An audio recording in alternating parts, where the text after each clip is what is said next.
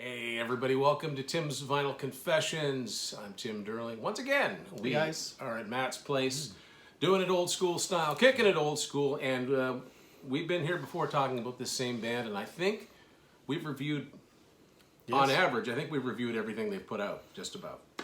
Talking, of course, about The Darkness, and they are back once again with a new album, Dreams on Toast, with this, this album cover thingy here.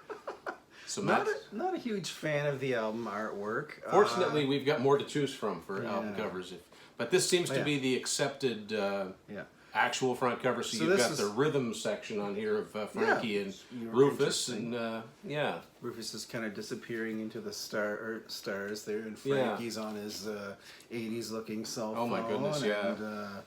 And, so Tim's got the so what we did, we ordered a big package from their TM stores, from the Darkness official store, and we got a whole bunch of formats of this because they kept releasing different variations, and this is not something I normally do. No, and in the end, we still didn't get everything that there is to get. Yeah. So we'll show you what we've got, and we'll talk about the album itself too. So, Tim, it's a 10-song album. Yeah, it's their 8th studio album.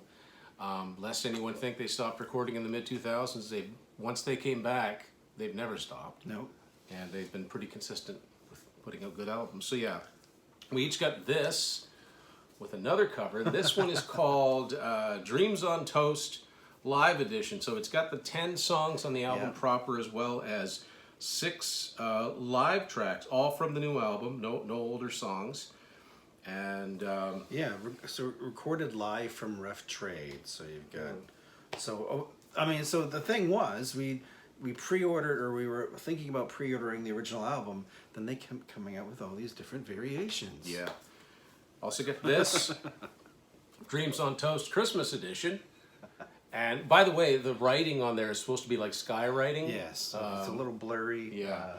So this one has the 10 songs, plus it has Mistletoe and Wine. Now, I don't know if that's a cover of the Cliff Richard Christmas song. Oh, okay. I think that was a big hit in the UK, but it could be just a song with the same title. But that's another version. And then they also, like they have their last few albums since Pinewood Smile, they put them out on cassette. But this time, not to be outdone, they put out not 4, but 5 different versions. So Matt's got the version with Justin Hawkins, and I've got the version with whatever this dog's name is.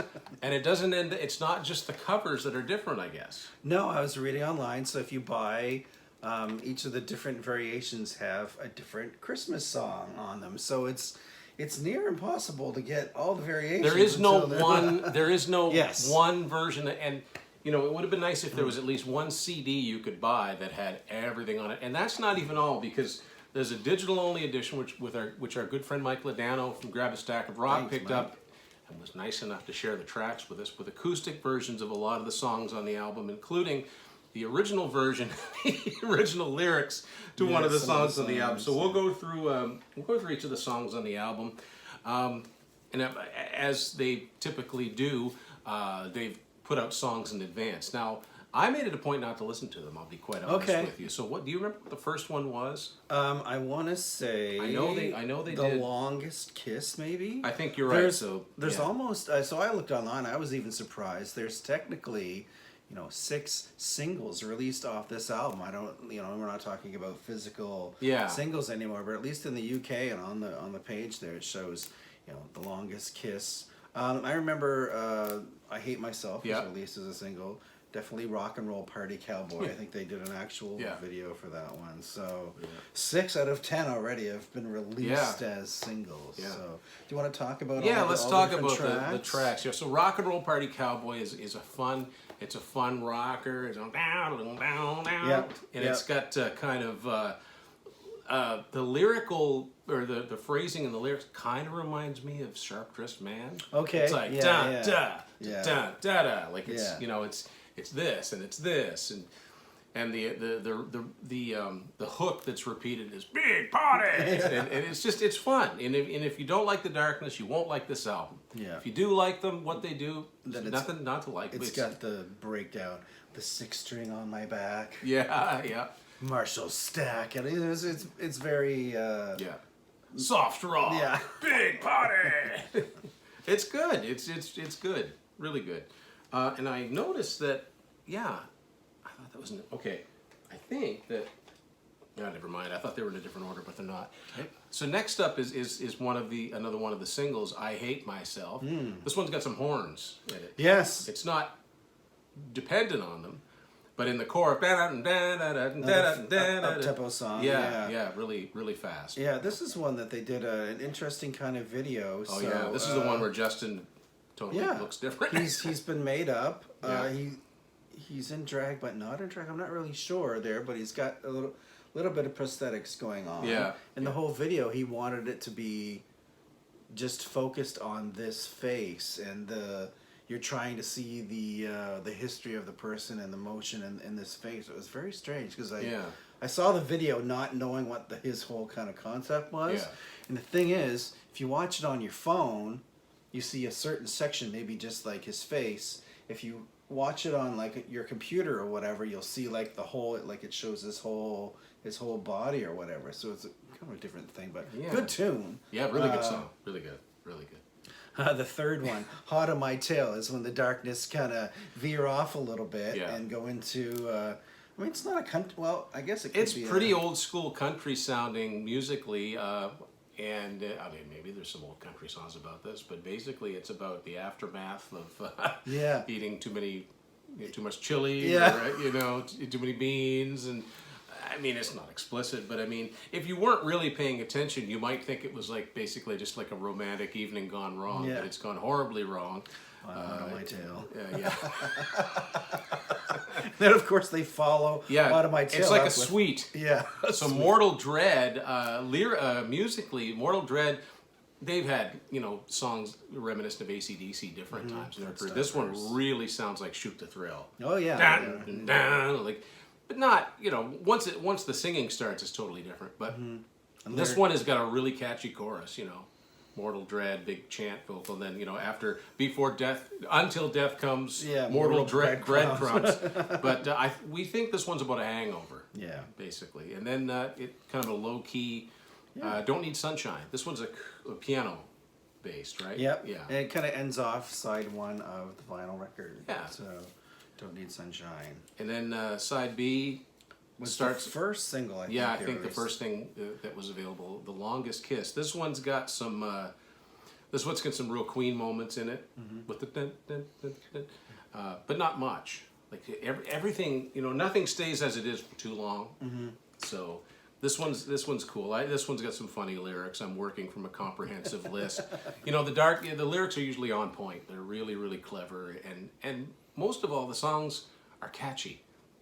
That's what I think detractors don't get about this band. They take this, they're not a novelty band. They take this stuff seriously, and despite what John Bon Jovi thinks. Yeah. And the music they put out is higher quality. They've been really consistent. I don't think they put out a bad album. I really don't. And it's a shame that, most people just remember the two major label albums. But in the UK, it's a different story. But over here in North America, we like to fly the flag. No, I am hearing that we know, like our buddy Will actually got into this album. As far as we were talking, this is a much shorter album than some of the other previous ones they've put out. It's like 33 minutes long, so it's like an old Van Halen album. Definitely doesn't overstay its welcome. Yeah. The Battle for Gadgetland. That's one of my favorites, believe it or not. The Battle for Gadget. This one sounds a lot like their last album, Motorhead. Yes. Yeah. The riff, the beginning of it almost sounds like Sabotage by the Beastie Boys. It's got that atonal, but it's catchy. Again, catchy. Like this one a lot. This has the then Cold Hearted Woman is. We're back into the. Would you call it a ballad? It's acoustic based, and it's got some clever wordplay in it. You think he's going to say one thing, and then he says another thing. He doesn't say the thing you think he's going to say. And probably lyrically, the funniest song on here is "Walking Through Fire," which is basically a very honest saying. They don't sell records like they used to, because nobody sells records like they used to. But we still make hit albums, just that nobody's buying them. I don't even think my mom bought me the last one, but it's one of the catchier songs on the album too. And then it kind of winds up with what ended up being called Weekend in Rome. This started off life, which if you get the digital only version, the charmingly titled Ghost with Big Tits. But this is the same music, but a completely different lyric and a different phrasing, different lyrical phrasing. And this one actually has an appearance from actor Stephen Dorff, which is about as random. I don't know the connection there. Do you know how that happened? Like, no. So obviously there are a lot of there are a lot of Darkness fans in places that you wouldn't expect, right? Mm-hmm. And that's basically it for the the album proper. It's another good one. These guys just keep on.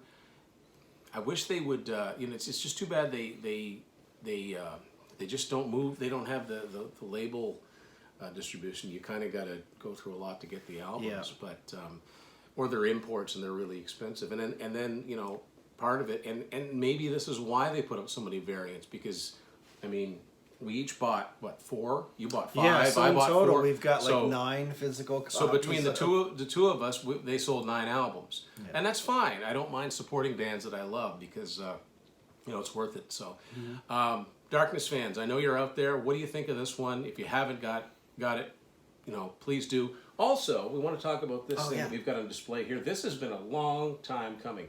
Welcome to the Darkness, a Simon Emmett film. It's a documentary, a rousing docudrama, I'm sure. Yeah, I think they started filming this during the making of The Last of Our Kind. Yeah, because Emily Dolan Davies was still in the band when they started. This is a long time. 10 years ago. And it's basically about, I guess, their comeback, their reemergence, because they between 2005 and 2012, they split in 2 different directions.